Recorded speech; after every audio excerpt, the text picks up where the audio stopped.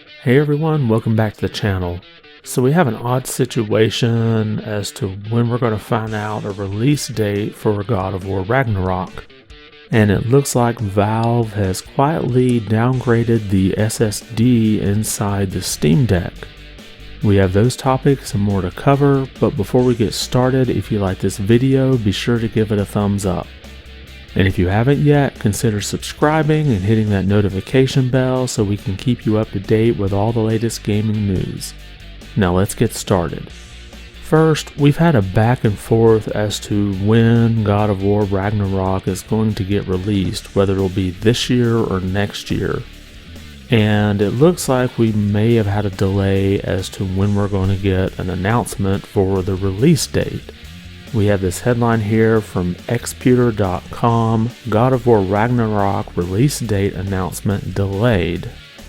Now there have been several insiders that have indicated that on June 30th, which was yesterday, we were supposed to get a God of War release date announcement.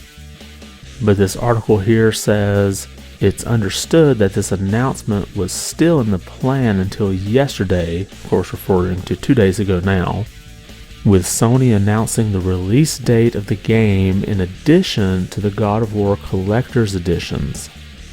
And skipping on down, it says, it's unclear what caused the delay, but sources have suggested that both the blog post with the release date announcement and the accompanying video of the Collector's Editions are ready to go live at any given moment if given the green light. Now pretty much everybody involved in this, all the insiders and whatnot, still insist that God of War Ragnarok is coming out this calendar year and has not been delayed until next year. But no one seems to really know why the release date was delayed. It does make me wonder if there are people inside of Sony that are concerned that this game won't be ready before the end of the year. But hopefully we'll get some more information about this game soon, as I think everybody's really looking forward to it. Next, the Steam Deck has been pretty successful since its launch, but we do have this headline here from PC Gamer.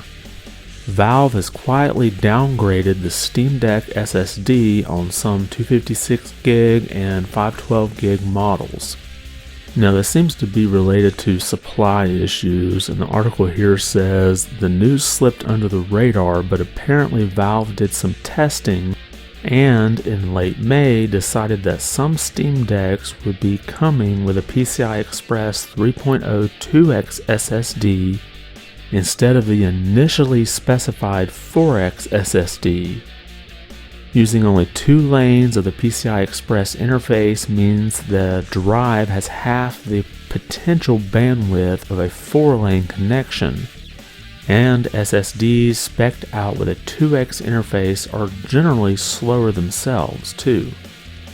Now the Steam Deck designer Lawrence Yang has explained the rationale behind this recent change to the handheld gaming PC's storage options, and he states here, many Steam Deck components come from multiple suppliers for improved redundancy and production capacity.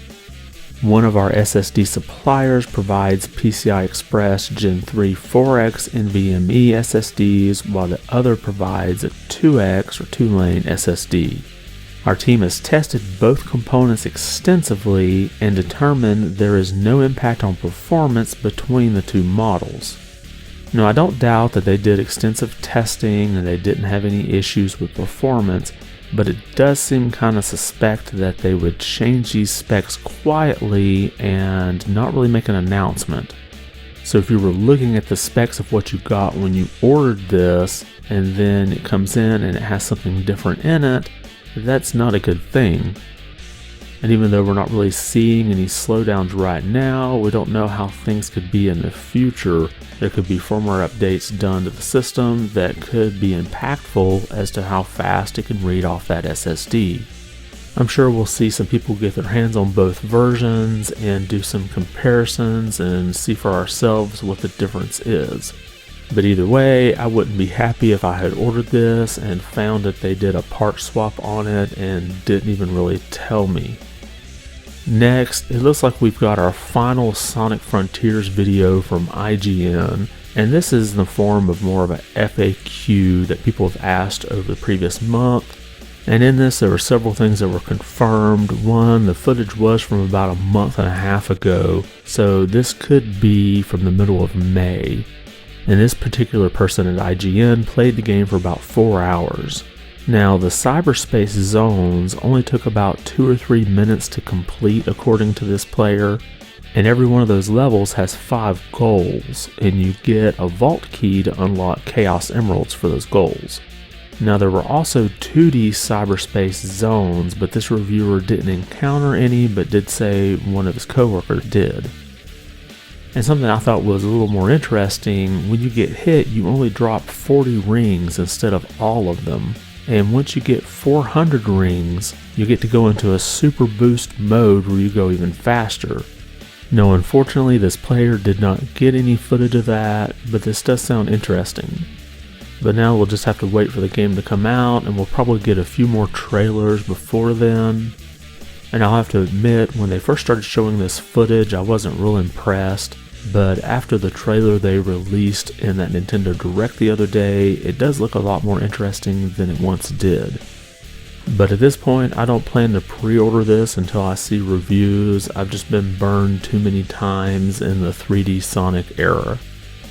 Next, I did want to make a quick update on that Xenoblade Chronicles 3 Special Edition. That did go up for pre-order again yesterday, and Nintendo did limit everyone to just one pre-order this time. Now, I was able to grab 2 of those when the pre-order went up last time, and I do plan to give one of those away here on the channel, so make sure you subscribe, and I'll release a video when I'm going to start doing that. Right now I want to wait and make sure Nintendo doesn't cancel my second order. Now, it's been a mixed bag of people who said they were able to get this order through and those who weren't, but at the time of this recording there still hadn't been an official announcement from Nintendo that this was even up.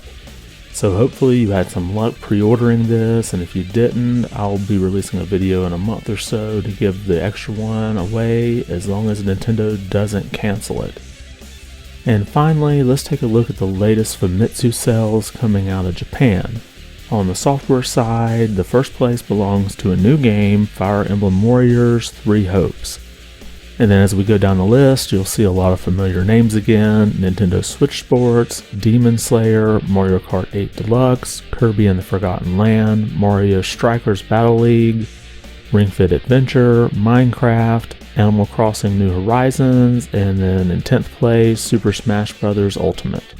Now, if you're not familiar with the Fire Emblem Warriors 3 Hopes game, this is in the Warriors series, so it plays like many of the other ones, and we did have a Fire Emblem Warriors that was released earlier in the Switch's life. They do have a demo for this out, so you can always download that and check it out and see if it's up your alley.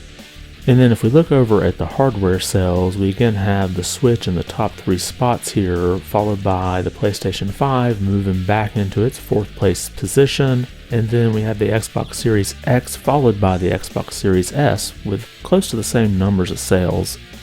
And then in 7th we have PlayStation 5 Digital Edition, then the new 2DS LL, and then finally we have 17 people that needed a PlayStation 4. Now, the PlayStation 5 really hasn't recovered in its sales numbers from last week, and both PS5 models only outsold the Xbox Series systems by 266 units. But I did notice we had a pretty large supply of PlayStation 5s this past week or two in the US, so they may be shifting distribution around to different territories. And that's all we have for today. Did anything we cover catch your attention? Does it seem odd that we're talking about release dates and announcements getting delayed for God of War Ragnarok and not necessarily talking about God of War Ragnarok being delayed? And do you think it's sort of shady that Valve changed out the SSD that they're putting in the Steam Deck quietly and not really releasing any announcement or even an email to people who pre-ordered that what they had ordered has slightly changed? Drop a comment about those topics or anything else we covered today. I want to thank you for watching, have a great weekend, and be good.